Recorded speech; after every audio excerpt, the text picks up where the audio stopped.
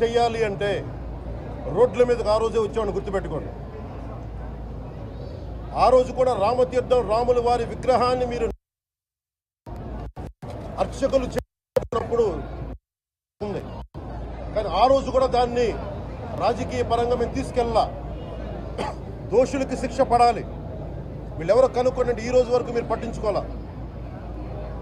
ఇది మేము చెప్తూనే నిజంగా చేయాలంటే ఈ ప్రస్తావన ఎందుకు తీసుకొస్తున్నానంటే, సమాజంలో అస్థిరత లేదంటే డిస్హార్మనీ క్రియేట్ చేయడానికి మేము లేవు ఇక్కడ. కానీ తప్పు జరుగుతుంటే, దాడులు జరుగుతూ ఉంటే, అపవిత్రం చేసుకుంటూ వెళ్ళిపోతే చూస్తూ ఎవరు కూర్చోం. తప్పు, అది కూడా తప్పు అవుద్ది. ఫండమెంటల్ కాన్స్టిట్యూషనల్ ఫండమెంటల్ ఇది. ప్రతి వ్యక్తికి వారి ధర్మాన్ని ఆచరించే హక్కు ఉంది. ఎవరన్నా వచ్చి ఆ ధర్మాన్ని పాడు చేసే హక్కు ఎవరికి లేదు. ఫండమెంటల్ రైట్ ఇది.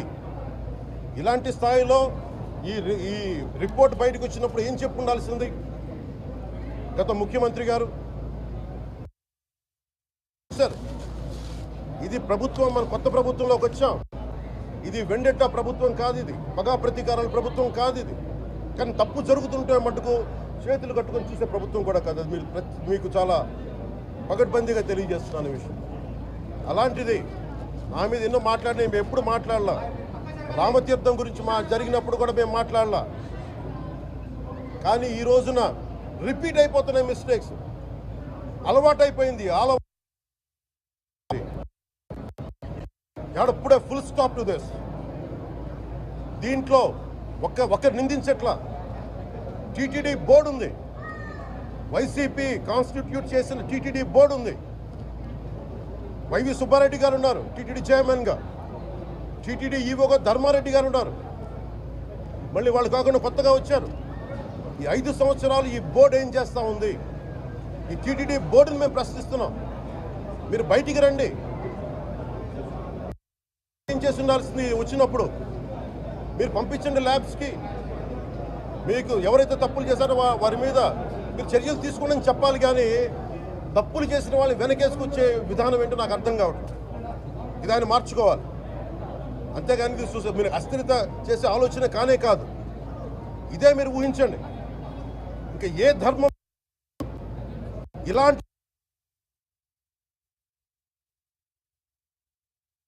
మీద జరిగినా దేశం అల్లకల్లోలం చేసేస్తారు. ప్రపంచం అంతా మాట్లాడతారు. గ్లోబల్ న్యూస్ అయిపోద్ది.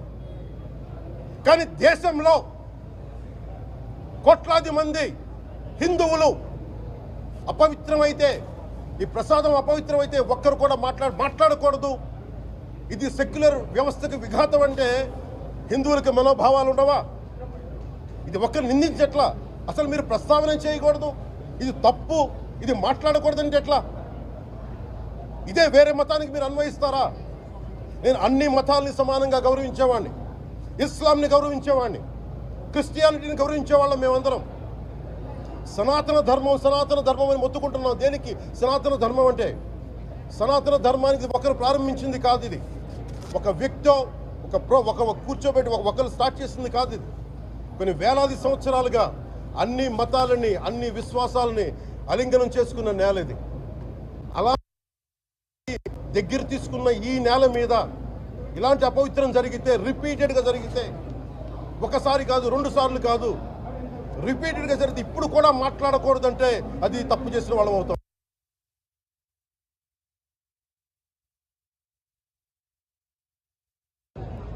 మేము కాదంటలా. టీటీడీ బోర్డు, అప్పుడు టీటీడీ బోర్డు బాధ్యత తీసుకోవాలి. పొలిటికల్గా వచ్చి అలంకారప్రాయంగా ఒక్కొక్కళ్ళు వచ్చేసి దర్శనాలకి టికెట్లు ఇవ్వడానికి మీరు బోర్డు మెంబర్స్ అవ్వలేదు. మీరు ఎవరు చైర్మన్ కానీ ఈవో కానీ.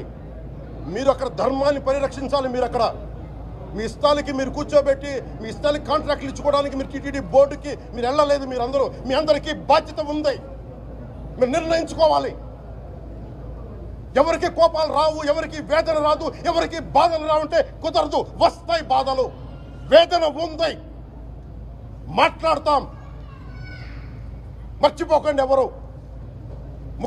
గత ముఖ్యమంత్రి గారు కూడా నేను చేస్తా ఉన్నాను. జగన్మోహన్ రెడ్డి గారికి కూడా ఇదే చర్చకి జరిగితే మీరు ఊరుకుంటారా? ఒక మసీదుకి జరిగితే ఊరుకుంటారా? ఒక తిరుమలకు జరిగినప్పుడు ఎందుకు వెనకేసుకొస్తారు? రాకండి. ఏ మతం మీద దాడి జరిగినా సంపూర్ణంగా నాతో సహా మేము ఖండిస్తాం, వస్తాం. ఇస్లాం మీద దాడి జరిగితే మేము మాట్లాడతాం, క్రిస్టియానిటీ మీద దాడి జరిగితే మేము మాట్లాడతాం, హిందూ ధర్మం మీద, సనాతన ధర్మం మీద దాడి జరిగితే కూడా నేను మాట్లాడతాను. ఇది మొదటిసారి కాదు, మేమందరం మాట్లాడతాం. ఇది ప్రాథమిక హక్కు. ఇది పరస్పర విశ్వాసాలను గౌరవించుకోవడం చాలా చాలా అవసరం. ఇది అందరికీ తెలియజేస్తున్నాను. ఇది దోషులకి కఠిన శిక్ష పడాలి. అలాగే ముఖ్యమంత్రి గారికి కూడా నేను తెలియజేసుకున్నాను, చంద్రబాబు నాయుడు గారికి కూడా క్యాబినెట్ మీటింగ్ జరగాలి, అసెంబ్లీలో చర్చ జరగాలి. అసలు టీటీడీ ట్రస్ట్లో ఎన్ని అవకతవకలు జరిగినాయి, దీని మీద కూలంకషంగా దీని మీద చర్చలు జరగాలి. అలాగే నిన్న అందరూ మీడియా పెద్దలు కూడా అడుగుతూ ఉన్నారు, అధిపతులు, పత్రికాధిపతులు కూడా అడుగుతూ ఉన్నారు, మీడియా వారు కూడా అడుగుతున్నారు, దీన్ని సిబిఐకి తీసుకెళ్లాలా లేదా అనేది. అది గౌరవ ముఖ్యమంత్రి గారు నిర్ణయం తీసుకోమని. మీరు ఏ నిర్ణయం తీసుకున్నా క్యాబినెట్ మీ వెనకాల ఉంటుంది, ఉంటారు. ఇది ఇక్కడతో ఆగాలని మనస్ఫూర్తిగా నేను కోరుకుంటున్నాను. అలాగే 40 సంవత్సరాలుగా కర్ణాటకలోని గీ కంపెనీకి ఇస్తూ ఉన్నారు. 15,000 కేజీలు అవసరం అవుతుంది నెయ్యి, మనకి స్వచ్ఛమైన నెయ్యి. అలాంటిది వీళ్ళు 1000 రూపాయలు కొన్నదాన్ని వీళ్ళు 360 రూపాయలకే వస్తుందని చెప్పి ఎవరో మిడిల్ మ్యాన్ వచ్చి చెప్పారు. ఆ మిడిల్ మ్యాన్ ఎవరు? మీరు 1,00,000 లడ్డూలు మీరు అయోధ్యగా పంపించినప్పుడు మాట్లాడింది ఎవరు? చెక్ చేశారా? క్వాలిటీ చెక్ చేశారా? కోట్లాది మంది భగవంతుణ్ణి విశ్వాసం ప్రకటించే ప్రతి ఒక్కరి ఈ రోజున బాధకు గురయ్యారు. నాకు నిజంగా ఇంకో వేదన కూడా ఉంది. ఇది ఇంకొకరిని నిందించట్లా. తిరుమలలో ఉండే ఇంతమంది